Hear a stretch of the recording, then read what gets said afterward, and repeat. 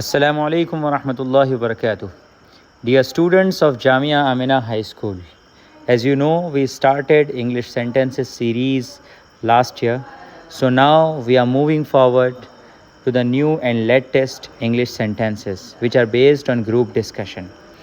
આપણે જ્યારે વિદ્યાર્થીઓને કોઈપણ પ્રોજેક્ટ માટે જૂથમાં વેચવામાં આવે છે ત્યારે આ પ્રકારના વાક્યોની એમને જરૂર પડે છે, જેને ઇંગ્લિશમાં કઈ રીતે કહી શકાય એ જોઈએ. ચાલો કામ વહેંચી લઈએ. તો ઇંગ્લિશમાં કહીશું let's divide the work. Let's divide the work. આપણો વિષય કોણ રજૂ કરશે? Who will present our topic. Who will present our topic. હું પહેલો મુદ્દો સમજાવીશ. I will explain the first point. I will explain the first point. તું ચાર્ટ સંભાળી લે. You take care of the chart. You take care of the chart. ચાલો એકવાર ફરી અભ્યાસ કરીએ.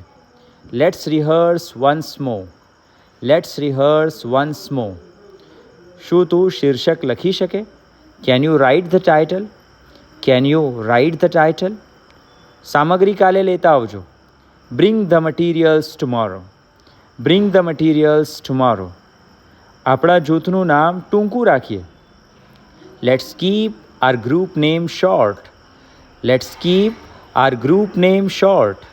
આપણે એકબીજાને સહકાર આપવો જોઈએ. We must cooperate with each other. We must cooperate with each other. Bell વાગે તે પહેલાં પૂરું કરી લઈએ. Let's complete it before the bell rings. Let's complete it before the bell rings. That's it for the week. We'll meet you in the next week, inshallah. Assalamu alaikum.